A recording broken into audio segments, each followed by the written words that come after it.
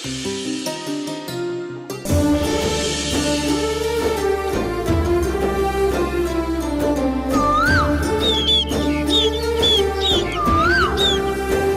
నుంచి మీరెంతో కష్టపడి ఆధారాలు సేకరించి సరైన సమయంలో వాటిని కోర్టుకి సబ్మిట్ చేశారు కాబట్టే ఇదంతా జరిగింది. నిజం చెప్పాలంటే ఇది మీ వల్లే సాధ్యమైంది. మా వల్లే సాధ్యమైనా దీనికి పునాది వేసింది నువ్వే కదత్తయ్యా. అవునమ్మా, నువ్వు ఎక్కడున్నా అక్కడొక ధర్మదేవత వెలిసినట్టే ఉంటుంది. ఇల్లైనా అది జైలైనా నీ చుట్టూ ఉన్న ప్రపంచాన్ని ఒక శాంతి నిలయంలా మార్చే శక్తి ఒక్క నీలోనే ఉందమ్మా. అయ్యగారు, అమ్మగారు రాగానే అన్నీ మాట్లాడేయకండి, కొన్ని మిగిల్చుకోండి. రోజంతా మాట్లాడాలి కదా. పంకజం, రానమ్మ ఇంటి భోజనం చేసి ఎన్నాళ్ళయింది? తను రాగానే కడుపు నిండా భోజనం పెడదామని కూడా లేదు నీకు. మమ్మల్ని మాట్లాడొద్దని చెప్పి నువ్వు మాటలు చెప్తున్నావా? భోజనం రెడీ చేయిపో. అది చెప్పడానికే వచ్చాను అయ్యగారు. 5 నిమిషాల్లో అంతా రెడీ అయిపోతుంది. మీ అందరూ వచ్చేయండి. సరే సరే, నువ్వు వెళ్ళి త్వరగా రెడీ చేయి. ఏ ఆగాగు, స్వీట్ తీసుకొని వెళ్ళు. తీసుకో.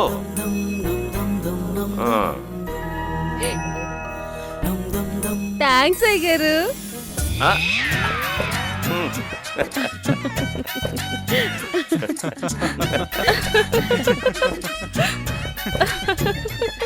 సరే, త్వరగా రెడీ చేయి.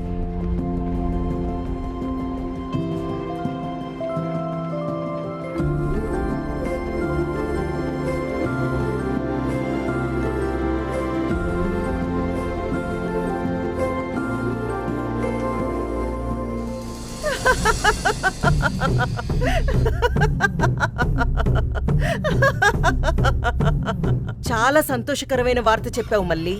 నాకు చాలా ఆనందంగా ఉంది. అందుకే ఇంతలా కడుపుబ్బనవుతున్నాను. నా రాణెమ్మ, నా రాణి నిరపరాధిగా జైలు నుంచి బయటకొచ్చేసింది. రాణెమ్మ చాలా మంచిదిరా. అందుకే ఆ శిక్ష నుంచి బయటకొచ్చింది. కానీ ఈ చిత్రావతి నుంచి తను బయట పడలేదు. ఈ చిత్రావతి వేసే శిక్ష నుంచి తను తప్పించుకోలేదు. ఈ చిత్రావతి కొట్టబోయే దెబ్బకి తను ఎప్పటికీ కోలుకోలేదు. ఏయ్ మళ్ళీ,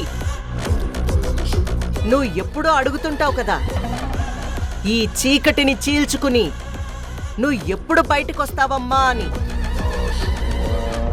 ఆ టైం వచ్చింది. ఆ టైం వచ్చేసింది మళ్ళీ. కేవలం ఆ రాణెమ్మ ఆనందాన్ని ఆవిరి చేయడానికే నేను ఈ చీకటి నుంచి బయటకొస్తున్నాను మళ్ళీ. నాకైతే ఏం అర్థం కావట్లేదు మేడం. అక్కడ ఆ రాణమ్మ కుటుంబంతో ఎంతో హ్యాపీగా ఉంది. తనని అలాగే హ్యాపీగా ఉండనివ్వు. ఇప్పుడు ఎంత హ్యాపీగా ఉంటే నేను కొట్టబోయే దెబ్బ అంత గట్టిగా తగులుతుంది. వస్తున్నా రాణెమ్మ, వస్తున్నా. నీ సంతోషాన్ని శాశ్వతంగా సమాధి చేయడానికే నేనొస్తున్నా. నీ కళ్ళల్లో రక్త కన్నీరు చూడ్డానికే నేనొస్తున్నా. నీ జీవితంలో నేను సృష్టించబోయే ప్రళయం ఎలా ఉండబోతుందంటే ఆ ధాటికి నువ్వు సర్వనాశనమే, నామరూపాలు లేకుండా పోతుంది.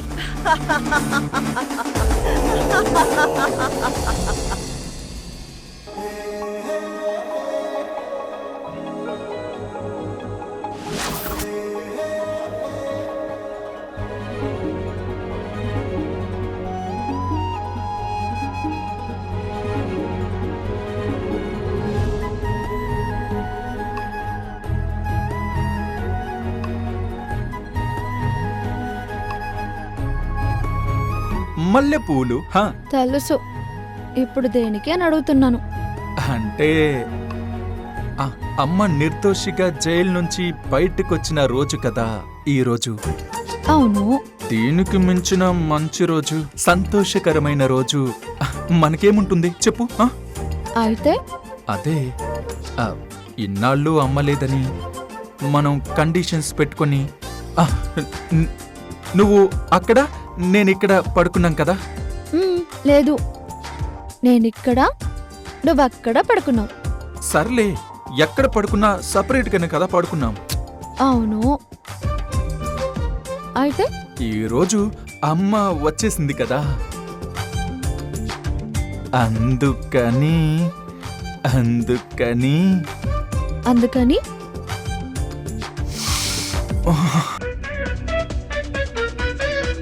ఈ మల్లెపూలు నీ తల్లో పెట్టి సెలబ్రేట్ చేసుకుందాం. హ? ఏమంటావ్? ఆ?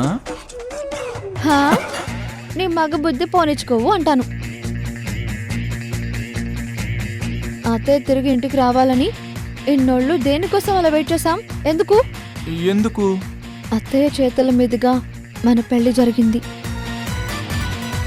అలాగే పెళ్లి తర్వాత చేయాల్సిన వ్రతాలన్నీ అత్తయ్య దగ్గరుండి చేసి మనకు శాంతి ముహూర్తం చూసి ఆశీర్వదించి పాల గ్లాస్ ఇచ్చి పంపించాలని కదా అనుకున్నాం. ఇప్పుడేంటి కకృతి? అదేంటి? దానికి ముహూర్తాలు ఎందుకు? మనకి అది ఆల్రెడీ ఎప్పుడూ అయిపోయింది కదా. నోరు ముయ్. అసలు దాన్ని ఎవరైనా ఫస్ట్ నైట్ అంటారా? కాదా? కాదు, అది నువ్వు నా విషయంలో చేసిన కుట్ర, మోసం. నన్ను ట్రాప్ చేసి నా జీవితంతో ఆడుకున్నావు. సరే సర్లే, అయ్యిందేదో అయ్యింది. అందుకే కదా పట్టుపట్టి పెళ్లి చేసుకున్నావు. అవును, మరి నువ్వు వేరే వాళ్ళని చేసుకుంటే ఊరుకుంటానా? హా? ఊరుకుంటానా? సరే సరే సరే, ఇప్పుడెందుకు మనకి గొడవలు? ఎలాగో పెళ్లి చేసుకున్నాం, భార్యాభర్తలం అయిపోయాం కదా. ఈ పూలు నీ తల్లో పెడతాను. కృష్ణ, నువ్వంటే నాకెంత ఇష్టమో నీకు తెలుసు. ఆ, ఎలాగో ఇన్నాళ్ళు వెయిట్ చేశాం. అత్తయ్య మన విషయం తెలుసుకుని మనకు చేయాల్సిన కార్యక్రమాలు చేయిస్తుంది. అంతవరకు ఓపిక పట్టలేవా? అంతేనంటావా? అంతే. మరి ఈ పూలు నేను చేయమంటావు?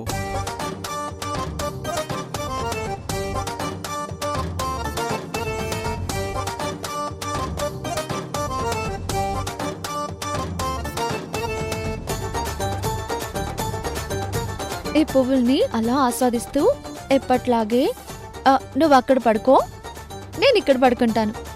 Good night. Bad night.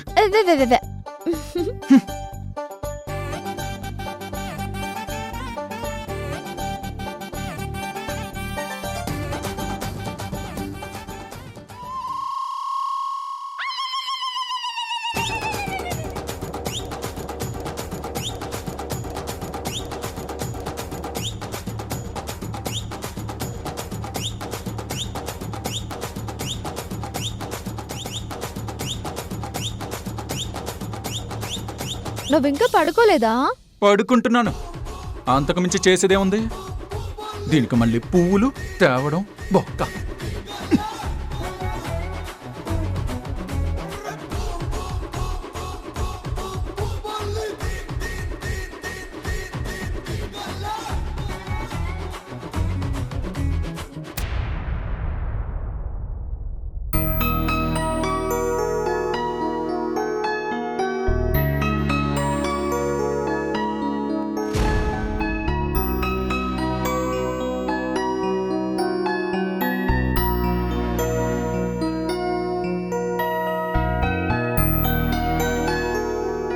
ఇదేంటి, పైన హాల్లో లైట్ ఆఫ్ చేయలేదు?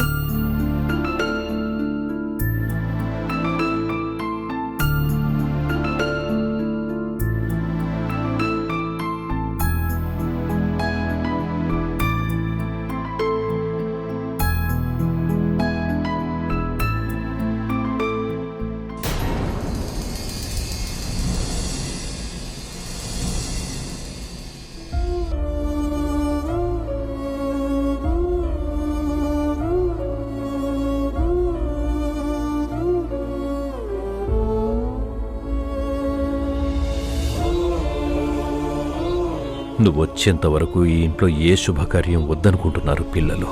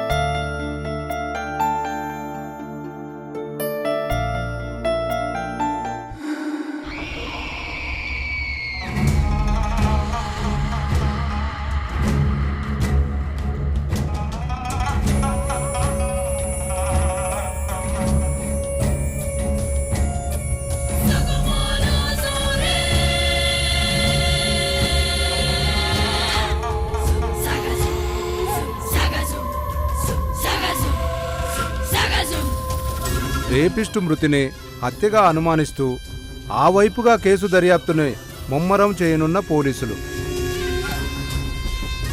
అది ఎలా జరిగినా వాడి చావుతో బాధితురాలికి న్యాయమే జరిగింది కదా. ఇంకా ఎందుకు కేసు క్లోజ్ చేయక దర్యాప్తు చేయడం? అది నిజమేలే.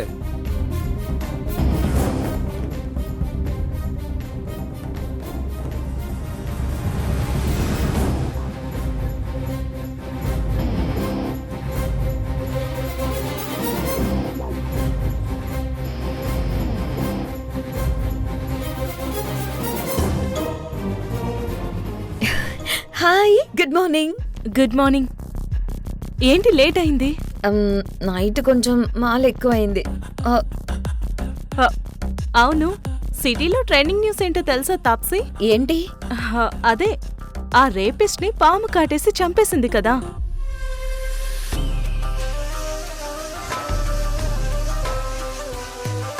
పబ్లిక్ అంతా ఆ న్యూస్ గురించే మాట్లాడుకుంటున్నారు. కానీ అతన్ని పాము కాటేయలేదు, ఎవరో అతని బాడీలోకి పాయిజన్ ఇంజెక్ట్ చేశారని అంటున్నారు కదా. అది అందులో ఏది నిజమో ఆ పోలీసులే చెప్పాలి. అవును కార్తిక, ఆ ఇన్సిడెంట్ జరిగిన రోజు నువ్వెక్కడున్నావు?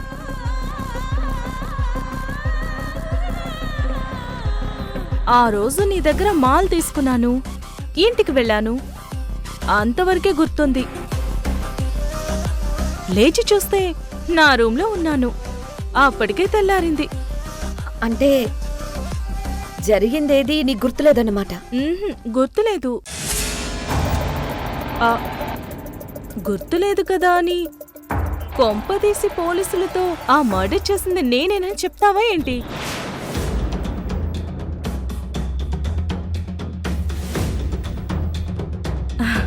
అది తమాషాగా అన్నానులే.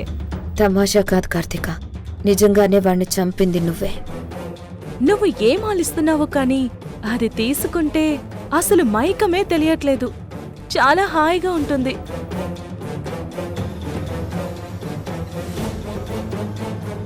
సర్లే, జాగింగ్ చేసుకుంటూ మాట్లాడుకుందాంరా.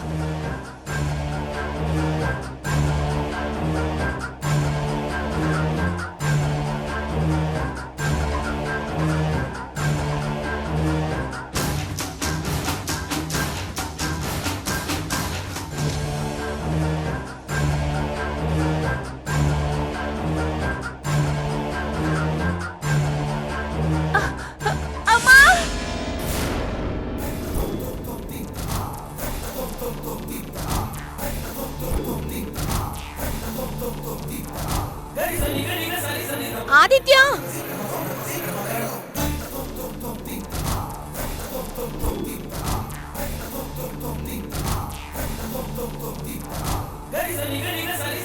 ఆదిత్య, ఆదిత్య, కళ్ళు తెరువు నాన్న. ఏమైంది నాన్న? ఆదిత్య, కళ్ళు తెరువు.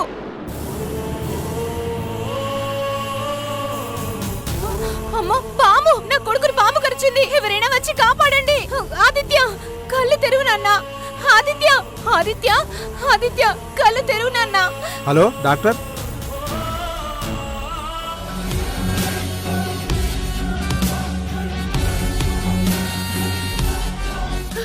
ఆదిత్య, ఆదిత్య, ఆదిత్య, కాపాడండి అమ్మా. ఆదిత్య, ఆదిత్య, ఆదిత్య, చూడు నాన్న.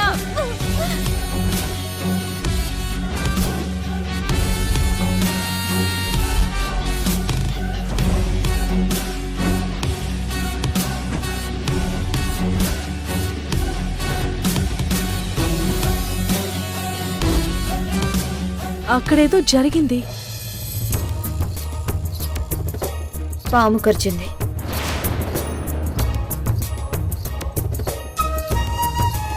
పద వెళ్ళి చూద్దాం. ఆ, మనకెందుకులే కార్తిక, వెళ్ళిపోదాం పద. లేదు, వెళ్దాం రా. కార్తిక, ఆదిత్య, నాన్న ఆదిత్య.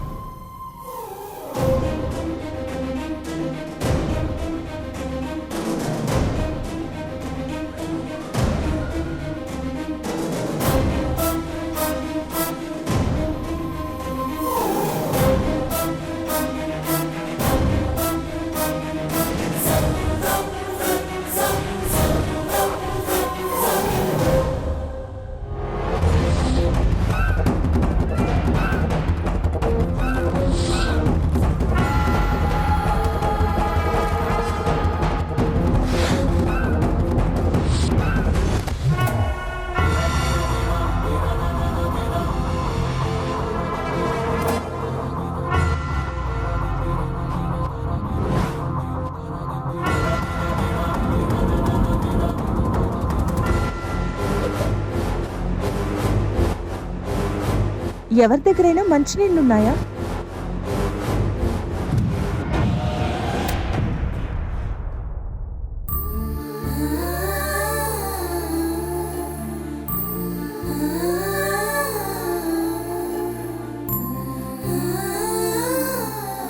అమ్మా, అమ్మా, ఆదిత్య.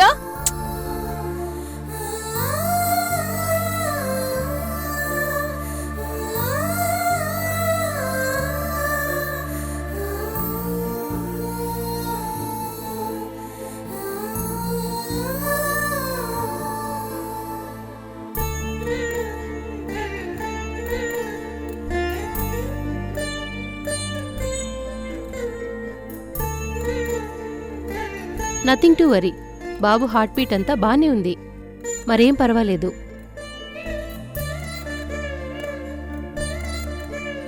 సమయానికి దేవతల వచ్చి మా అక్క బిడ్డని కాపాడావమ్మా. ఎన్ని జన్మలెత్తినా మీ రుణం తీర్చుకోలేమమ్మా. సరే, జాగ్రత్త అండి.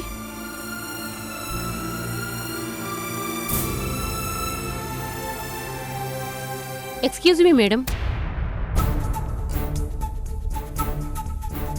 మీరు బాగానే ఉన్నారు కదా? ఏంటి అలా అడుగుతున్నారు? ఐ థింక్ ఇప్పుడు మీరు ప్రమాదాలు ఉన్నారు అనుకుంటున్నాను. వాట్? బాబు బాడీ నుండి విషాన్ని బయటికి తీశారు గాని దాన్ని బయటికి ఊసేసినట్టు లేరు.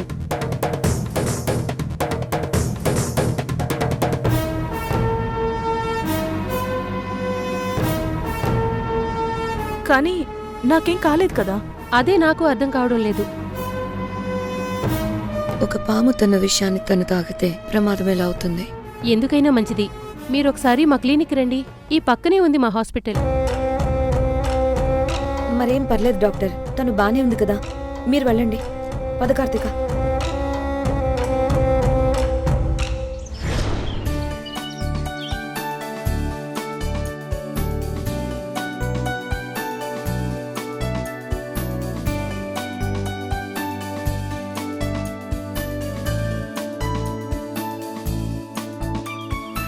గుడ్ మార్నింగ్ రాణమ్మా. మీ గుడ్ మార్నింగ్లు మీ దగ్గరే పెట్టుకోండి. ధర్మతేజ్ గారు, అసలు నేను మీకేం చెప్పాను, మీరేం చేస్తున్నారు? అదేంటి రాణమ్మా, ఒక పక్క చూస్తూ కూడా అలా అడుగుతావేంటి? ఎక్సర్సైజ్ చేస్తున్నాను రాణమ్మా. నువ్వు చెప్పావనే కదా చేస్తున్నాను. ఉదయం నిద్ర లేచిన దగ్గర నుంచి నైట్ మళ్ళీ నిద్రపోయే వరకు వాకింగ్, యోగా, జిమ్, ధ్యానం. ఒక్కటేమిటి, ఆ గోధుమ గడ్డి జ్యూసు, స్ప్రౌట్స్, రాగి జావా, ఇలా అన్ని నువ్వు చెప్పినట్టే ఫాలో అవుతున్నాను కదా రాణమ్మా. కాబట్టే కదా యంగ్ గా కనపడాలని నీతో పోటీ పడుతున్నాను. నేను అడుగుతోంది ఈటీవీ ఆరోగ్యమస్తు ప్రోగ్రాం గురించి కాదండి. మరి నేనేం చెప్పాను? నేను జైల్లో ఉన్నా సరే ఇంట్లో జరగాల్సిన శుభకార్యాలన్నీ జరగాలి, ముఖ్యంగా కృష్ణా ప్రియులు సంతోషంగా ఉండాలి అని చెప్పానా లేదా? అవును చెప్పావు. వాళ్ళు సంతోషంగానే కదా ఉన్నారు. పైగా ఇప్పుడు నువ్వు కూడా వచ్చావు కాబట్టి ఇంకా సంతోషంగా ఉంటారు. నేను మాట్లాడుతోంది పెళ్ళయ్యాక జరగాల్సిన సంతోషాల గురించి. ఓ, ఆ సంతోషం గురించే రాణమ్మ. దాని గురించైతే నువ్వు నాతో ఏం మాట్లాడతావు? అసలు వాళ్ళు ఈ కాలంలో పుట్టాల్సిన పిల్లలే కాదు. నేను చెప్పడం కాదు కానీ దీని గురించి నువ్వు వాళ్ళతో మాట్లాడమే కరెక్ట్. ఉండు, నేను వెళ్ళి తీసుకొస్తాను.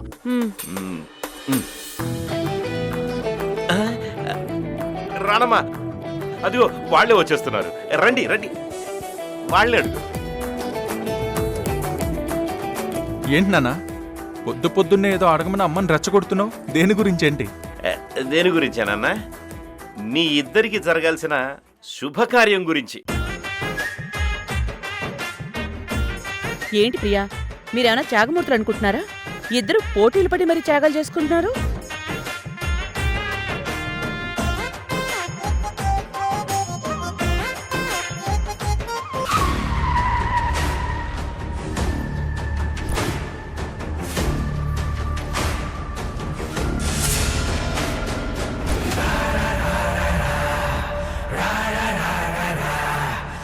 ఏమైంది రాణమ్మా, ఎందుకు ఆపుతున్నావు?